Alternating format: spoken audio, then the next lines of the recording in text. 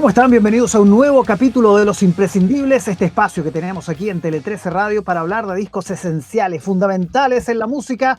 Esta vez es el turno del punk. Never Mind the Bollocks, Here's the Sex Pistols, el álbum debut de esta banda que es absolutamente icónica para este género. Pablo Aranzáez ya está con nosotros para desmenuzar el álbum debut de los Pistols. ¿Cómo estás, Pablo? Bien, debut y despedida en este caso.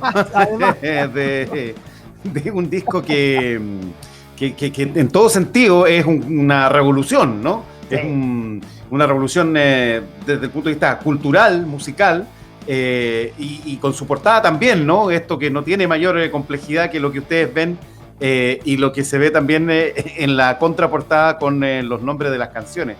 Es interesante lo de los Sex Pistols y es una historia en realidad bien entretenida, porque es efectivamente una historia muy corta. Ellos empezaron su trabajo en el año 76 haciendo algunos conciertos esporádicos. Llamaron la atención de la compañía discográfica EMI, que les ofreció un contrato que duró una canción, porque se rompió el contrato después de haber grabado Anarchy in the UK. Firmaron después otro contrato que duró un mes con otra compañía. En ambos casos, en todo caso, recibieron indemnizaciones, ¿no? Que fueron importantes para ellos, y finalmente terminan firmando con la compañía Virgin, con la que graban este disco. Nos importa unos cojones, eso es lo que dice el título traducido al español de España, ¿no? Pero le podemos poner varios otros apellidos al título si lo quisiéramos chilenizar. No, dejémoslo así mejor. Dejémoslo sí, así. Claro, por eso digo, dejémoslo así, no nos importa nada, aquí están los Sex Pistols, hicimos un solo disco y cambiamos la historia, porque eso fue así. El grupo se acaba en el 78 cuando Johnny Rotten o Johnny Lydon decide abandonar después de un concierto en San Francisco, la banda, y bueno, inicia una carrera musical por su cuenta. Pero lo interesante de este disco, de este trabajo, es que es un verdadero manifiesto. Es el testimonio de una época, es un producto de la cultura pop que puede tener varias lecturas, ¿no? Fue creado por la mente de un manager, que es Malcolm McLaren, claro. Pero fue una de las expresiones más genuinas de la música popular de todos los tiempos, al mismo tiempo, ¿no? Al mismo tiempo que un tipo lo desarrolla así como un experimento social, es algo que se considera muy genuino de lo que pasaba en ese momento en Inglaterra y de lo que sentía una parte de la juventud. Es la reacción a un momento en el que había muchísimo por lo que los jóvenes podían estar enojados. Y los ciudadanos en general podían estar enojados en Inglaterra. Crisis económica, cesantía, esta sensación de ahogo, de control, de conservadurismo, de censura que imperaba por esos años en Inglaterra. Y este disco es como un verdadero estallido social, ¿no? Desde la contracultura. Es una de las respuestas más viscerales, más espontáneas, más provocativas y más atractivas también de la historia del rock, de ese rock aburguesado, ¿no? Que venía ya instalado desde hace rato, y que criticaba los males del mundo y de la sociedad desde la comodidad de las ventas millonarias. Entonces es también una reacción a todo eso, ¿no? En Inglaterra por esos años había serios problemas con las viviendas, un descuido en los barrios sociales, los barrios subvencionados por el Estado, un ambiente gris y descuidado en la ciudad que ha sido descrito también en otros trabajos musicales, literarios, en fin.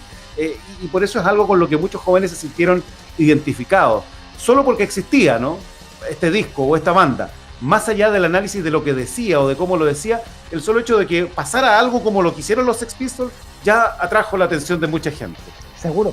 Estamos hablando de mediados de los 70, años 76, ese contexto social, un contexto musical además, Pablo, donde las grandes bandas eran las bandas progresivas, bandas que muchas veces eran criticadas por sus obras, ambiciosas, pretenciosas en algunos casos también. Esto es completamente distinto, es volver a 3 acordes, canciones de 2 minutos, 3 minutos, al hueso, y en eso, claro, hace sentido lo que tú dices, una revolución musical. Sí, pues. Lo interesante es que Johnny Rotten, que en realidad se llama Johnny Lydon, fue fan de Pink Floyd en algún momento, ¿no? Y se compró una polera de la banda. Y cuando empezó a darse cuenta de esta postura pretenciosa, como tú describes muy bien, de Pink Floyd y de otras bandas, lo que pasa es que como que Pink Floyd simboliza todo eso, ¿no? Y se ha simbolizado en ella todo lo que estaba pasando en el rock en esa época. Entonces Johnny Rotten le ocurre este fenómeno, ¿no? Empieza como a rebelarse contra eso y rompe la polera o le hace unos cortes y escribe sobre Pink Floyd I Hate You, o I Hate más bien. Yo odio a Pink Floyd, ¿no? Y con ese diseño entra en la tienda en la que Malcolm McLaren trabajaba, tenía una tienda de ropa, y donde se estaba armando el grupo Sex Pistols, con puros gallos que no sabían tocar o que tenían muy pocas nociones musicales, salvo Glenn Matlock, el bajista, que era el único que tenía cierto conocimiento musical y se notó.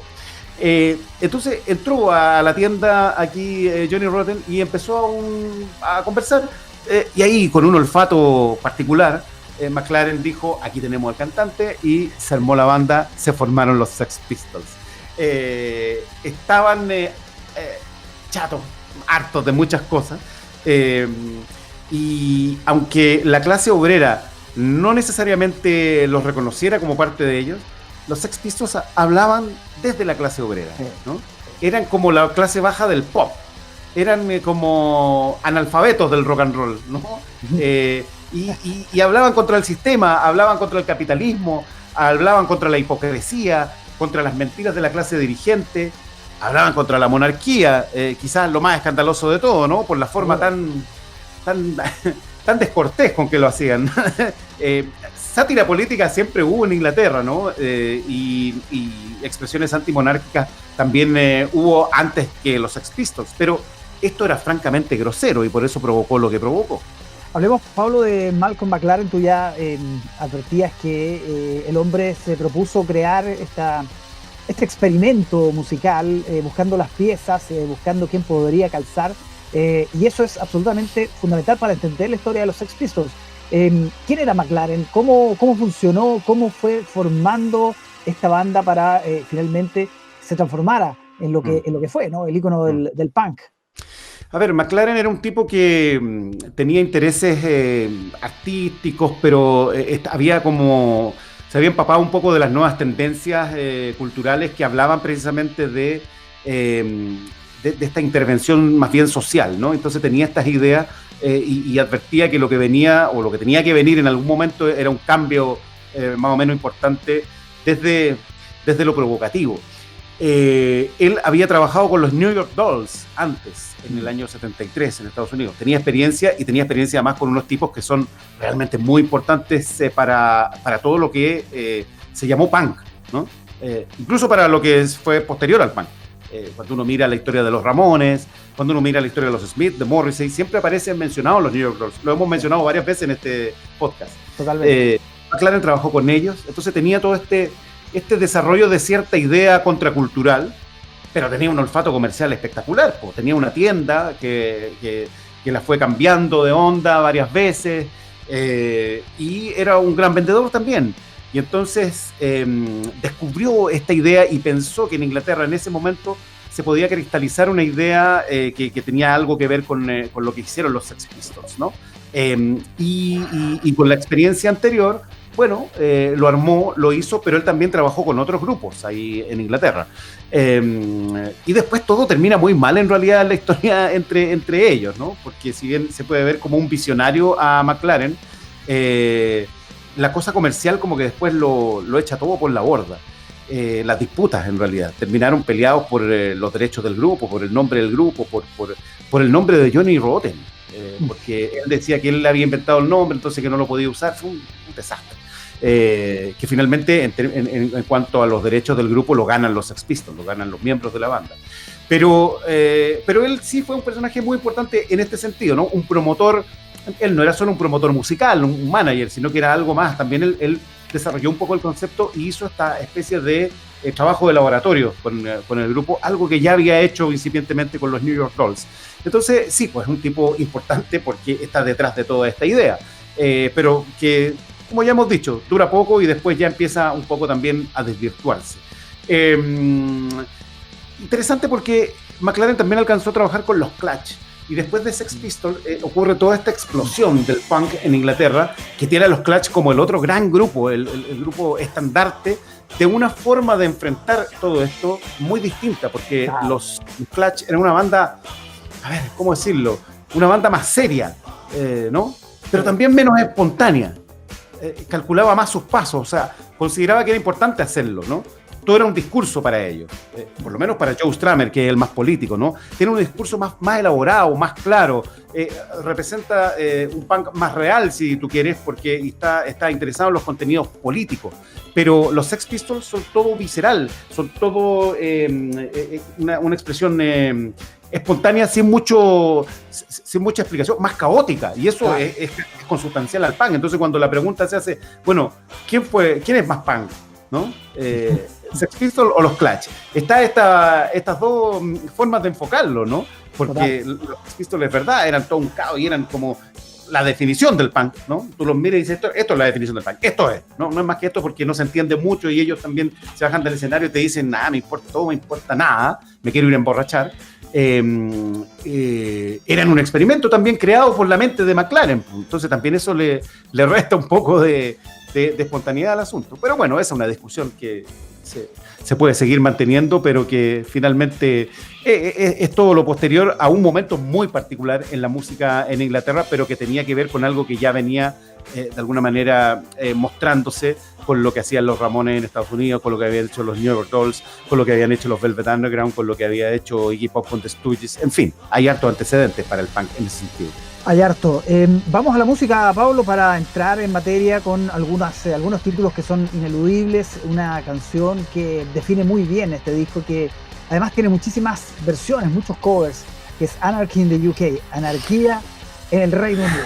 Sí, es la canción emblemática, la primera canción que hicieron, con una letra elocuente: quiero ser el anticristo, quiero ser anarquista, quiero emborracharme y destruir. Que dan cuenta un poco de lo que estaban tratando de expresar, ¿no? Pero tiene frases notables como: tus sueños de futuro son un plan de compras. Y eso habla de manera más, a ver, ahí permite, digamos, una mirada un poco más compleja a lo que están tratando de decir, ¿no? La idea musical de la canción es de Matlock, ya lo decíamos, el bajista, que es el único que tiene cierto conocimiento musical. Sí. Hay un impulso melódico interesante igual en la canción, esta energía rockera indiscutida, que no se puede desconocer, y la letra, que es de Rotten, según el propio Matlock, fue muy divertido porque él cuenta que Rotten andaba con un montón de papeles con letra adentro de una bolsa. Andaba con una bolsa con las letras, con papeles, y que de repente sacó, estaban desarrollando la idea de esta canción, de la primera canción, y saca de la bolsa un papel y dice: mira, yo aquí tengo una cuestión, y empieza a leer la letra, y ahí van armando un poco la canción, ¿no? Y que trata de la anarquía. El propio Rotten habla de esto, de la anarquía como un juego mental de la clase media, y que dice, porque aquí también hay una lectura como irónica, crítica, de que existen muchos anarquistas o profesionales del anarquismo, ¿no? Que pretenden destruirlo todo en el discurso, pero que no pertenecen precisamente al mundo donde eso realmente se experimenta, ¿no? Entonces es interesante también desde ese punto de vista, cuando uno lo mira más allá de la expresión visceral de una rabia y de un deseo de romperlo todo, ¿no? De ser anarquista, sino que también hay una lectura crítica y cuestionadora respecto de los discursos anarquistas. La anarquía, perdona Pablo, la anarquía como concepto que se instaló definitivamente en el punk. Es una palabra que aparece en muchos discos, en muchas canciones, en muchos textos, y por eso tiene mucho de declaración de intenciones también, ¿no? De declaración de principios, de los Sex Pistols, pero también de todo un género. Claro, y que tiene que ver, por supuesto, con esta distancia con el mundo político, con lo estructurado, con la sociedad y todos sus convencionalismos, ¿no? Entonces, claro, el anarquismo es una corriente, ¿no? Que tiene sus fundamentos y que tiene un accionar en la historia política, pero esto es planteado más bien, como tú lo dices, desde un punto de vista más expresivo, ¿no? De la rabia contenida en ese minuto, según lo cantan los Sex Pistols. Ahora, hay un incidente que es muy entretenido que tiene que ver con esta canción. como yo te decía, es la primera que hicieron, la que les permite grabar con el sello EMI, y que después de hacer la canción se acaba todo esto. Y el fin de ese contrato con la EMI está en una visita que hacen a un programa de televisión. Sí. Sí. Que se puede, digamos, es bien famoso, ¿no? Porque hay una entrevista ahí que se puede ver en YouTube. Pero es divertido porque la fueron a presentar la canción al programa Vision Today de Times Television, que era un programa más bien pequeño, sin grandes pretensiones, un programa vespertino. Y al que habían invitado a Queen originalmente. Imagínate el cambio. Pero tuvieron que cancelar a última hora, tuvieron un problema los Queen, y la EMI, el sello, dijo, para no perder la oportunidad, el cupo que tenían, propuso que fuera esta banda nueva que querían dar a conocer, ¿no? Bill Gaundy era el conductor, ¿no? Y de hecho este momento, esta entrevista, se conoce como el incidente Gaundy. Llegaron con algunos acompañantes, ¿no? En ese tiempo andaban con fans, con algunos groupies, ¿no? Que eran parte como del lote con el que andaban. Y entre ellos estaba una joven Siouxsie Sioux, que haría después Siouxsie and the Banshees. Claro. Y aparece ahí con ellos. Y bueno, el presentador empieza a hacerles una entrevista bien rara, bien extraña, porque él trataba de enganchar y ellos le respondían, digamos, desde su actitud y desde su juventud. Y el tipo estaba tratando de hacerse el simpático y en algún momento le hace un comentario muy inadecuado a Siouxsie, le empieza a preguntar qué te parece estar aquí con ellos, en fin. Bueno, y espérame al final del programa, le dice, en medio de una entrevista. Haciéndose el lindo, digamos. Haciéndose el simpático, digamos, pero con un comentario muy inadecuado, que de inmediato genera la molestia de Steve Jones, que lo insulta, le dice cerdo asqueroso y un par de cosas más. Ahí mismo se escucha en la conversación.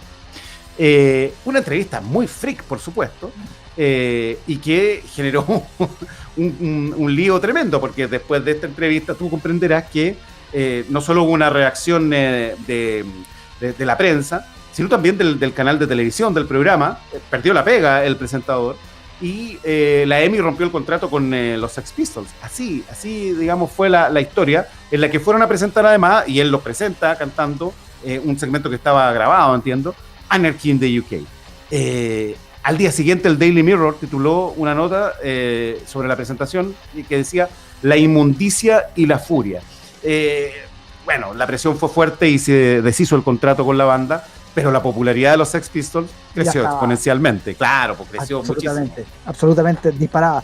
Pablo, hay mucho más que comentar de este disco de los Sex Pistols. Nosotros dejamos hasta acá la transmisión de Instagram TV en Tele 13 Radio, pero los invitamos a continuar escuchando en el podcast Los Imprescindibles.